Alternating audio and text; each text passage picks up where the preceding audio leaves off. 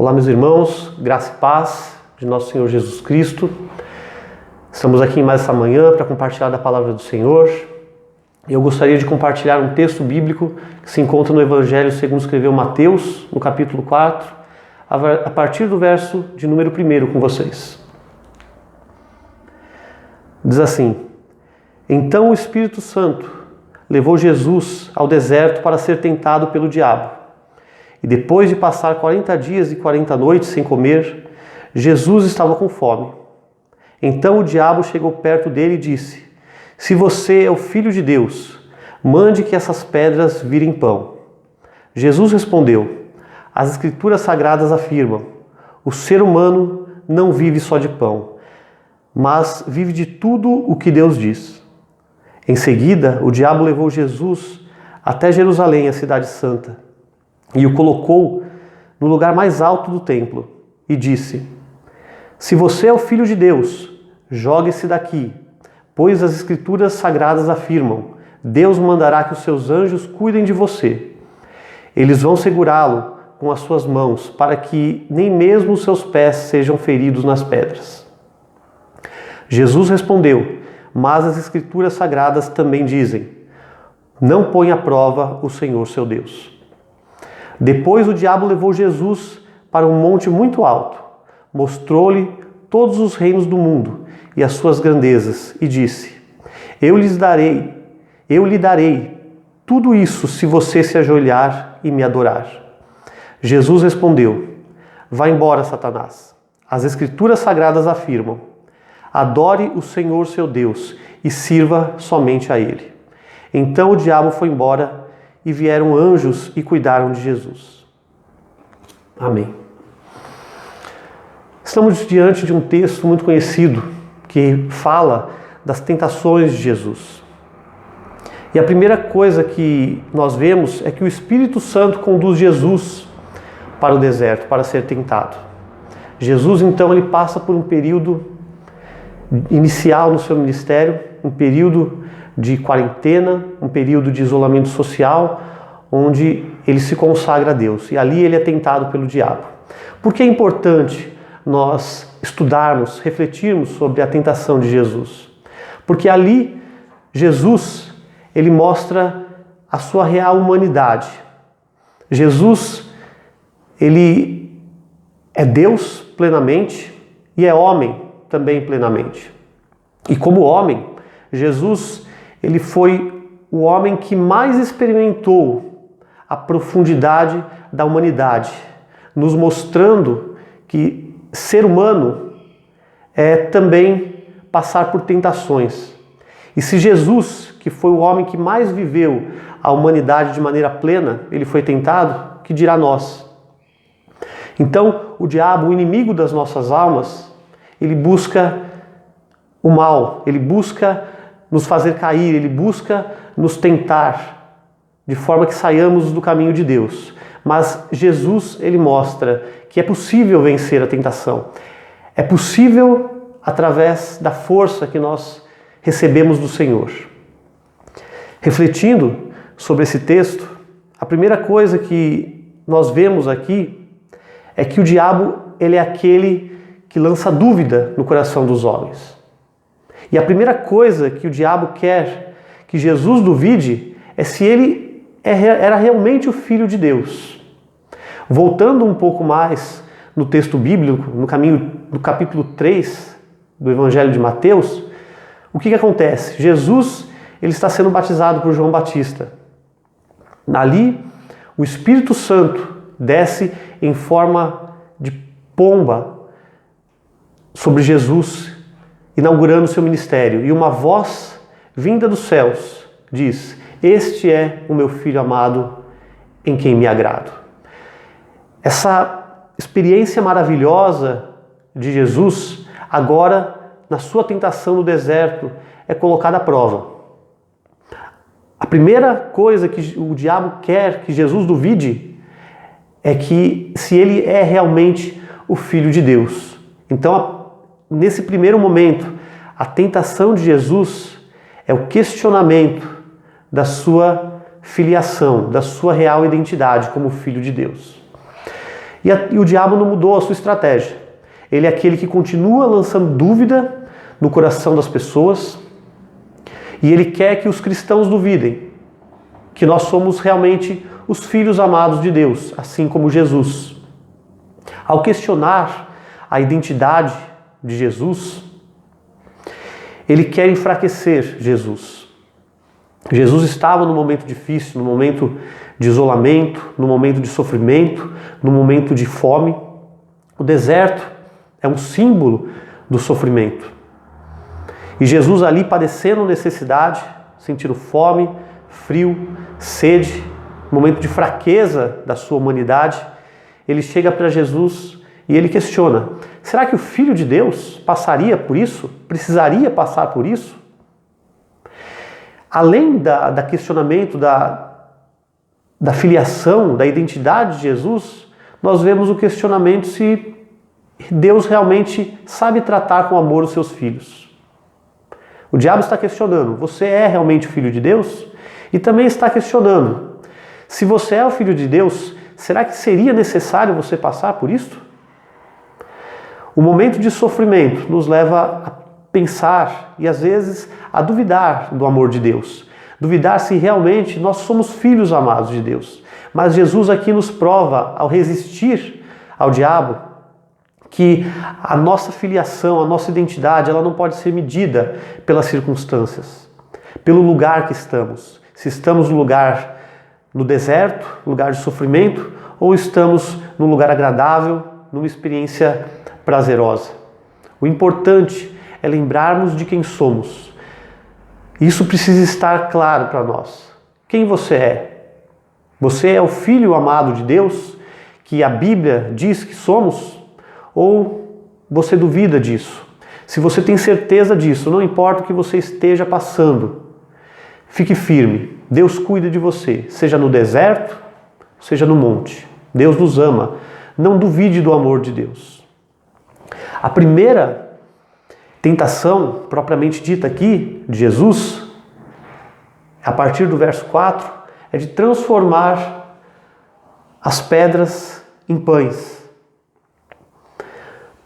Por que será que o diabo tenta Jesus dessa forma? Se você é o Filho de Deus, então mande que essas pedras virem pão. O diabo quer usar um princípio que todo ser humano vive, que é o princípio do prazer. Todo ser humano, naturalmente, ele busca aquilo que é agradável aos seus olhos, aquilo que lhe dá prazer. Nós, como seres biológicos que somos, nós temos necessidades. Necessidades físicas ou fisiológicas, de comida, de água, de alimento, necessidades de proteção do nosso corpo, necessidade de segurança, necessidade de afetos, ou seja, necessidades psicológicas, emocionais. E isso foi criado por Deus. Só que a sagacidade do diabo, o diabo, através da sua sagacidade, ele quer usar algo bom que Deus criou, as nossas necessidades, o prazer para nos satisfazermos, para nos desviar dos caminhos de Deus. Era legítimo Jesus querer comer depois de passar por esse jejum. Era normal Jesus querer satisfazer as necessidades do seu corpo, mas não naquele momento, não daquela forma. Jesus ali separou aquele momento para se consagrar a Deus. Fazendo isso, o diabo queria que Jesus ele deixasse de lado o que era mais importante, que era a sua necessidade espiritual pela necessidade do prazer. Não é errado, repito, satisfazer os prazeres de fome, de sede, temos muitas necessidades. Mas isso precisa ser feito da forma certa, no momento certo e de forma correta, da forma que agrade a Deus. Se Jesus cedesse a essa tentação, Jesus estaria mostrando que o ser humano ele deve ser controlado pelos seus instintos. Nós, como seres biológicos, nós partilhamos de uma natureza parecida com a dos animais. A necessidade da comida, a necessidade de atender às necessidades do corpo. Porém, o ser humano é muito mais do que essas necessidades físicas. O ser humano tem necessidades emocionais, necessidades da sua psique e necessidades espirituais. Nós somos corpo, mas também somos mente e somos espírito. E o que comanda o nosso corpo? É o princípio do prazer? Não. O que comanda a nossa vida, o que deve nos guiar, é o nosso espírito, são as nossas necessidades espirituais. Quando Jesus resiste a essa tentação, Jesus está dizendo para o diabo: olha, o que comanda na minha vida não são as minhas necessidades fisiológicas, não é a minha necessidade de prazer, apesar de eu tê-las. O que comanda a minha vida é a vontade de agradar ao Pai. Por isso que ele resiste à tentação dizendo: está escrito que nem só de pão viverá o homem, mas de toda a palavra que sai da boca de Deus. Ou seja, Jesus está mostrando que mais do que os prazeres, o que deve guiar o homem são as suas necessidades espirituais. É a sua ânsia de desenvolver um relacionamento íntimo e verdadeiro com Deus. É se alimentar não somente daquilo que o corpo tem necessidade, mas existem coisas mais importantes, que é a necessidade do nosso espírito se alimentar com tudo aquilo que sai da boca de Deus. Isso que deve guiar a nossa vida. Esse deve ser o princípio norteador da nossa existência. Portanto, nós como seres que são dotados de espírito, alma e corpo, nós devemos ser guiados não pelo princípio do prazer, de atendermos às necessidades somente da nossa carne, mas mais importante do que isso, nós vivemos pelo princípio de sermos guiados por conhecer a Deus, por alimentar o nosso espírito das coisas que vêm de Deus. Então essa primeira tentação, ela tem a ver com as tentações da nossa carne, do nosso corpo. E Jesus mostra, existe um momento para todas as coisas. Existe um momento de comer, sem exagerar, sem viver para satisfazer as necessidades de comida. Existe um momento do sexo, que é uma outra bênção que Deus criou, mas dentro do compromisso do casamento. Existe um momento de comprar, de se vestir, de atender às necessidades da estética, mas não vivemos para o consumismo. O que deve ser prioritário são as necessidades espirituais. Segunda tentação, versículo 5. Em seguida, o diabo levou Jesus até Jerusalém, a cidade santa, e o colocou no lugar mais alto do templo. Então disse: se você é o Filho de Deus, jogue-se daqui, pois as Escrituras sagradas afirmam: Deus mandará que os anjos cuidem de você. Eles vão segurá-lo com as suas mãos para que nem mesmo os seus pés sejam feridos nas pedras. O que o diabo está fazendo aqui? Ele está colocando no coração de Jesus a necessidade que todo ser humano tem do poder, de experimentar o controle do ambiente. Ele está dizendo aqui para Jesus: olha, se você é o Filho amado de Deus, então mostre que você é poderoso. Prove que você é o Filho de Deus através do poder que você tem. E Jesus se recusa. Por quê? Jesus se recusa a demonstrar o seu poder, apesar de ser Deus Todo-Poderoso. Porque Jesus sabia que essa era uma tentação, que isso levaria ele para um caminho não saudável diante de Deus. Todo ser humano tem essa necessidade de domínio do seu ambiente, de controle e de provar que é alguém. Mas Jesus, ele sabia que ele não deveria provar que ele era o Filho de Deus, muito menos através do poder. Jesus sabia que ele era amado por quem ele era. E ele não precisaria demonstrar, provar para Satanás que ele tinha poder para isso. A igreja evangélica brasileira é uma igreja que busca o poder. Nós vemos muitas pessoas que buscam as igrejas buscam um relacionamento com Deus para ter contato com o místico, ter contato com algo sobrenatural. E se Deus não se revelar para ela de uma forma sobrenatural, então Deus não pode se revelar de outro jeito. É porque Deus não é com ela. Mas não.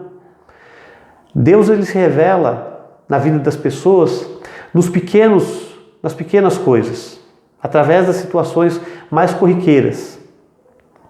E quando Jesus ele fala, olha, Satanás, eu não preciso fazer isso. Está escrito também, não colocará à prova o Senhor seu Deus. É como se Jesus estivesse dizendo, olha, eu não preciso voar para mostrar que Deus é comigo. Eu posso viver com os pés no chão. E tem muitas pessoas no meio cristão com dificuldade de viver com o pé no chão.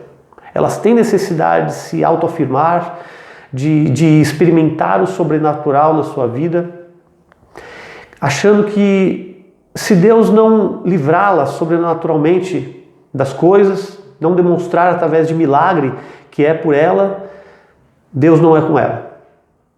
Não é bem por aí que nós devemos entender o relacionamento com Deus. Essa é a segunda tentação que nós corremos através da nossa natureza humana.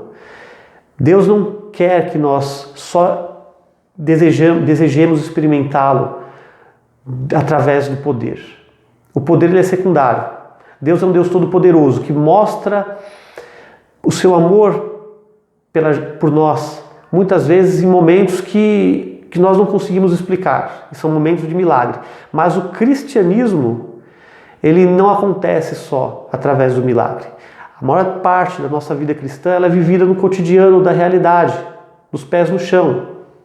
Também passamos por sofrimento, passamos por dificuldade e precisamos caminhar com Deus a todo momento, através do comum da fé, através das pequenas coisas. E os livramentos de Deus, a experiência de fé, ela se dá no comum da vida, com os pés no chão. Não precisamos que Deus ele faça um raio caia do céu, ou um anjo apareça para nós, ou uma cura milagrosa aconteça para lembrarmos que Deus é por nós. Não, o amor de Deus é provado para nós através das pequenas coisas, do cuidado diário. Por exemplo, se nós temos uma enfermidade, tem muitas pessoas dizendo, olha, eu não preciso da medicina médica, não preciso da ciência médica, eu não preciso tomar vacina para me cuidar. Deus vai me livrar de maneira sobrenatural, Ele vai me curar dessa doença, sem eu recorrer a remédios, a vacina, aos médicos. Isso é colocar à prova o Senhor nosso Deus. Por quê? Porque Deus que deu conhecimento, sabedoria aos homens para buscar o conhecimento científico como meio de graça para termos acesso à cura de doenças, à proteção de doenças. Portanto, Deus também usa a natureza, Deus também usa os recursos naturais que temos como livramento, como poder para nos curar. As coisas não acontecem somente através do campo espiritual. Não é porque nós acreditamos na proteção de Deus que vamos pegar o caminho mais perigoso para casa. Vamos escolher, logicamente, um caminho mais claro, mais seguro.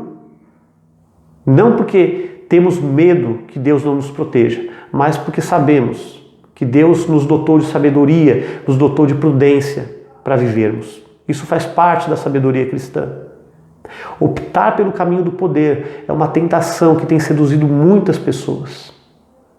Acham que Deus somente tem que se revelar para elas através do sobrenatural. Não, meu irmão.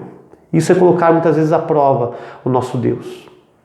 Viva de uma forma simples, com o pé no chão, porque Deus quer que a nossa vida seja uma vida de fé, mas uma fé que busca um relacionamento que confia em Deus. Uma fé que busca Deus a todo momento, que não precisa colocar à prova para Ele demonstrar o seu amor por nós. Ele nos ama independente de quem somos ou do que passamos. Esse é o nosso Deus. Os verdadeiros filhos de Deus não são aqueles que precisam provar que Deus é com eles, através do milagre. Antes, eles confiam no seu amor e vivem com prudência. E para terminar, meus queridos, essa pequena e breve reflexão, a terceira tentação de Jesus é optarmos pelos caminhos da satisfação dos nossos desejos. O diabo, então, ele leva Jesus até um monte muito alto e ali ele mostra uma vitrine, os reinos desse mundo e toda a sua glória, e diz: isso será seu se você me adorar. Engraçado que essa frase, eu tudo te darei, ou tudo isso será seu se você me adorar, é dita por Satanás, mas muitas pessoas vivem como se ela tivesse saído da boca de Deus. Porque elas vivem como se o cristianismo fosse um parque de diversões, como se a vida cristã fosse uma vida de obter coisas que Deus coloca à nossa disposição. E muito pelo contrário. O cristianismo não é um meio de adquirirmos todos os nossos desejos. O cristianismo é o caminho que nos leva a uma vida de desejo por Deus. E o diabo, ele sabe que nós somos seres desejantes, seres que precisam das coisas, mas que quando os nossos desejos eles são satisfeitos, nós vamos querer mais, e mais, e mais, a ponto de vivermos para satisfazer os nossos desejos. Aí nós nos tornamos verdadeiros escravos. Temos muitas necessidades e Deus se preocupa com as necessidades que temos. Só que Deus não vive para satisfazer os nossos desejos.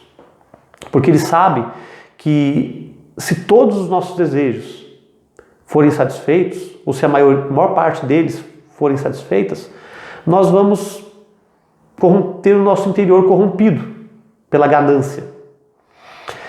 A ambição, ela não é algo ruim. Nós devemos procurar crescer, melhorar na vida. Melhorar socialmente, melhorar economicamente, querer coisas melhores para nós, isso não é errado. O problema é a ambição. E quando nós não controlamos a ambição, ela se transforma em cobiça. E a cobiça sim é um pecado que precisa ser combatido. Então, aqui o diabo ele coloca uma vitrine para Jesus observar, com um monte de coisas agradáveis aos seus olhos. Só que aquilo não era para Jesus naquele momento. Jesus já era o dono do mundo e ele teria o mundo que ele mesmo criou no momento certo de volta, através do seu sacrifício. O diabo aqui está mostrando o caminho mais fácil de conseguir as coisas. Mas esse não era um caminho que Jesus deveria trilhar, e Jesus sabia disso. O caminho que Jesus deveria trilhar era o caminho da fidelidade diante de Deus. Quando nós optamos por atender todos os nossos desejos e viver para satisfazer os nossos desejos, nós não estamos mais buscando a Deus, estamos buscando um ídolo. O que é um ídolo? O ídolo é o meio de nós atingirmos um determinado fim. E muitas vezes Deus tem se transformado num ídolo para as pessoas. Elas têm buscado Deus somente para adquirir o que elas querem, os seus desejos, os seus sonhos, para serem felizes. Mas a palavra de Deus nos ensina que Deus deve ser buscado por quem Ele é. Se Deus não for buscado como um fim em si mesmo, Ele se transforma num ídolo. E um ídolo não pode fazer com que uma pessoa seja feliz. Um ídolo leva as pessoas à escravidão, seja ele qual for. Chamado de Deus, ou um ídolo chamado de um objeto, ou um ídolo chamado de um sonho, ou um ídolo chamado de um ideal, não importa. Tem muitas pessoas nas nossas igrejas buscando um ídolo e não a Deus. Um meio para atingir o seu fim. E Deus deve ser buscado como um fim em si mesmo. Quando Deus é buscado pelo que Ele é, a felicidade, os desejos, na medida do possível, eles são atendidos como algo que vem por tabela. Quando nós buscamos os desejos em primeiro lugar, daí, por mais que eles sejam atendidos, eles vão gerar um vazio no nosso coração e uma infelicidade, que o ser humano não vai conseguir explicar e não vai conseguir satisfazer, porque isso corrói a alma humana.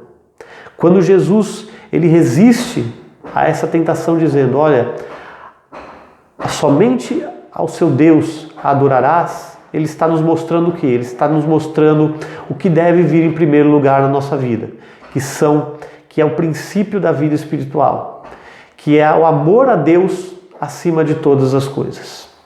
Você ama realmente a Deus? Então busque a Ele por quem Ele é. Jesus, pelo seu amor a Deus, Ele conseguiu resistir ao diabo, a essas e muitas outras tentações na sua vida. E isso demonstra que nós podemos também resistir ao diabo. Porque da mesma forma que Jesus venceu, nós também podemos vencer através do Espírito Santo que habita em nós. Então, eu quero dizer para você nesta manhã, Deus é por você. Resista à tentação. Não sei como tem sido difícil essa quarentena para você.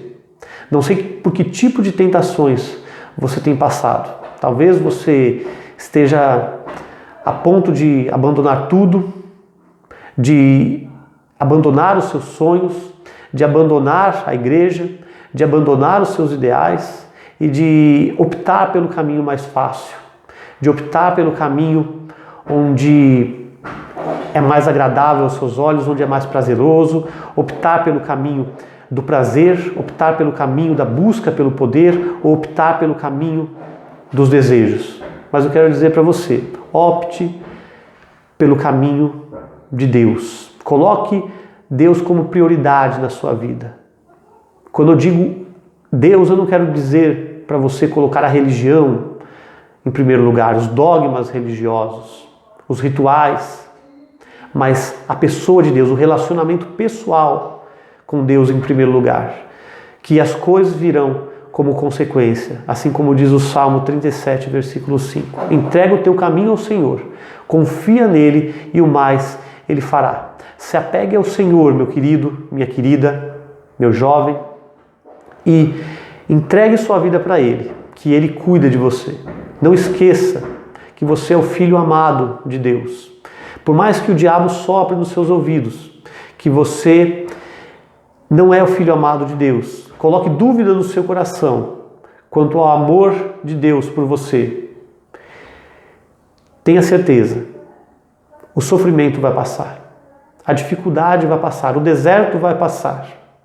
E você vai continuar sendo filho amado de Deus. E Deus vai continuar cuidando de você, demonstrando o seu amor por você. Porque você e eu fomos comprados por bom preço, que foi o sacrifício, o sangue de Jesus vertido naquela cruz. E eu quero orar por você neste momento. Curva a sua cabeça. Senhor, nosso Deus, nosso Pai, eu te dou graças, Pai, porque o Senhor resistiu ao diabo. E o Senhor nos mostrou que nós temos força no Senhor para resistir às tentações que são colocadas para nós todos os dias na nossa vida.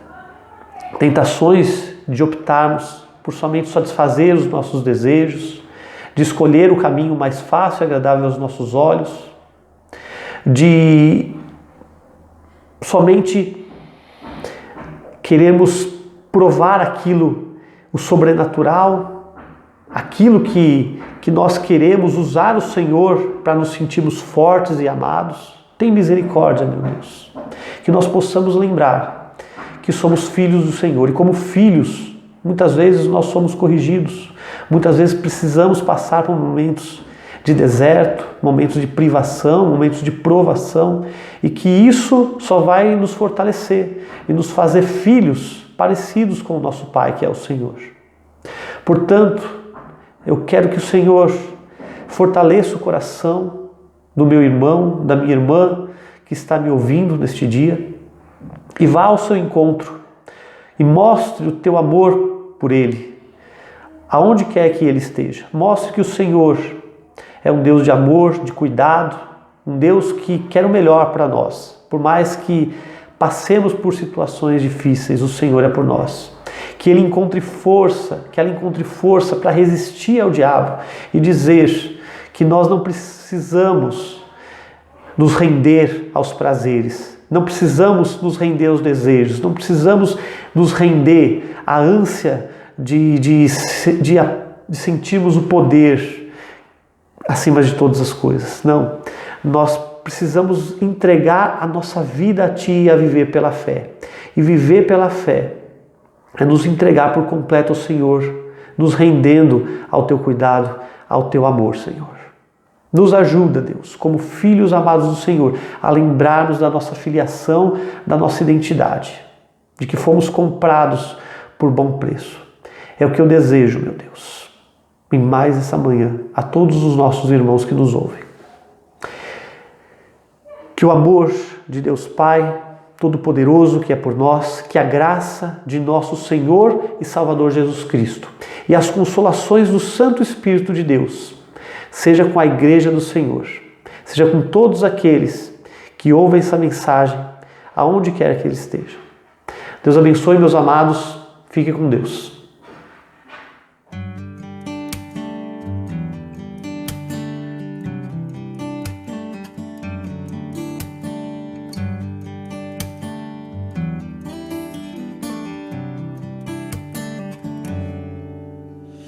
Todas as provas que eu já passei, é bem difícil, Senhor. A gente às vezes ouviu acusações do vil tentador. Lembranças do passado vêm e querem me fazer parar, ou mesmo palavras de alguém que não quer na gente acreditar. E quase parando, sem força e vigor, a gente lê a palavra e encontra bastante poder pra vencer e continuar a jornada. E ver que o passado ficou pra trás, pois Cristo na cruz tudo já venceu. E saber que dele não lembra mais, eu canto pra glória de Deus. Nenhuma condenação há para quem está em Ti, Jesus, cuja vida coberta está pelo sangue que desceu na cruz. É certo que provas virão, investidas do vil tentador, mas nenhuma condenação há para quem está em Ti, querido Senhor.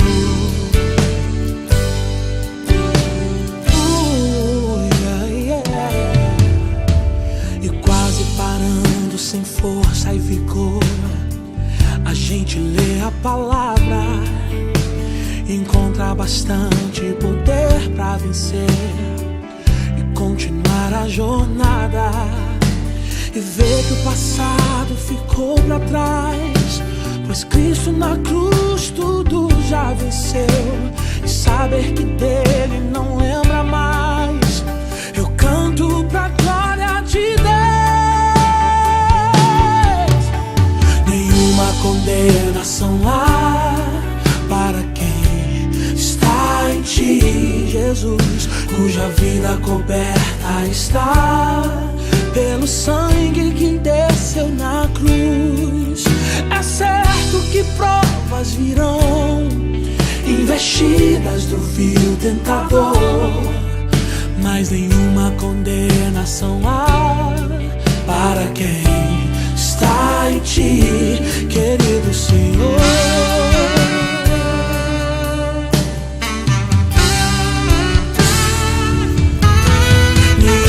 Condenação há para quem está em Ti, cuja vida coberta está pelo sangue que desceu na cruz.